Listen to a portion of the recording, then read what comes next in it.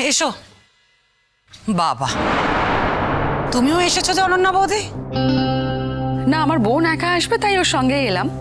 কেন, আমার আসাতে তোমার আপত্তি আছে নাকি? না না, আমরা তো তোমাদেরকে আউটসাইডার বলে মনে করি না। আমাদের কোনো আপত্তি নেই, অবশ্য তোমার হয়তো থাকে কখনো কখনো। দেখো, কালকে কিন্তু আমার ফেস লস করেছো তোমরা খুব।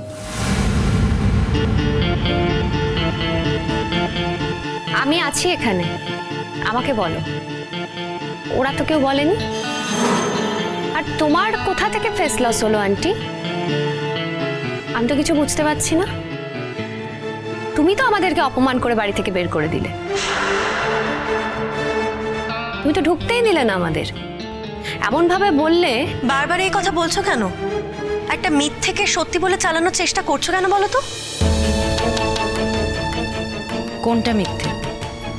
তোমরা আমাদের ঢুকতে দিয়েছিলে? আর সেটাই যদি সত্যি হবে তাহলে কালকে তোমাদের অপ্রস্তুত হতে হলো কেন? আমরা যখন কথাটা বললাম, আমরা বাড়ি থেকে যে রান্নাগুলো করে নিয়ে গিয়েছিলাম সেগুলো পর্যন্ত তোমরা নতুন ঠাকুরপোকে দাওনি। নতুন ঠাকুরপো আমার রান্না চেনে। নতুন ঠাকুরপো যদি জানতো যে আমরা খাবার নিয়ে গেছি তাহলে নিশ্চয়ই নতুন ঠাকুরপো সেই খাবারগুলো খেত এবং অবশ্যই আমাকে একটা ফোন করতো। শোনো, আমার বোন একটা পার্টি দিয়েছিল, সে কি খাওয়াবে না খাওয়াবে তার মধ্যে আমি কেন ঢুকতে যাব? কমলিনী দি, তুমি তো অনেক বছর ধরে নতুন দাকে খাইয়েছো। একদিন না হয় আমি খাইয়েছি, তাতে কি এমন মহাভারত অশুদ্ধ হয়েছে? কোনো মহাভারত অশুদ্ধ হয়নি তো। কিন্তু কেউ তোমাদের জন্য আমাদের কাছে ক্ষমা চাইলেন, সেটাই আমাদের খারাপ লাগলো। আর ক্ষমা এই কারণেই চাইলেন কারণ তিনি বুঝতে পেরেছেন যে অন্যায় তোমরা করেছো। তোমরা আমাদেরকে ঢুকতে দাওনি, তিনি লজ্জিত হয়েছে।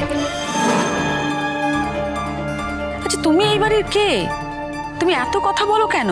ছোট বড় জ্ঞান করো না?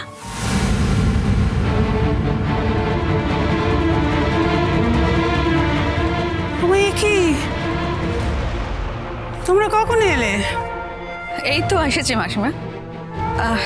আপনাদের বাড়িতে কি আসবে বলুন তো? আপনাদের বাড়িতে আসলেই বাইরের লোকেরা এত কথা বলে, এত অপমান করে। তুমি ভুল করছো অনন্যাদি। মিঠিল কিন্তু বাইরের লোক নয়, ও আমাদের বাড়িরই লোক। আর খুব শিগগির ওর বাবিলের সঙ্গে বিয়ে হতে চলেছে। হ্যাঁ, বিয়ে হবে, এখনো তো বিয়েটা হয়ে যায়নি। আগে হোক, তারপরে বলো।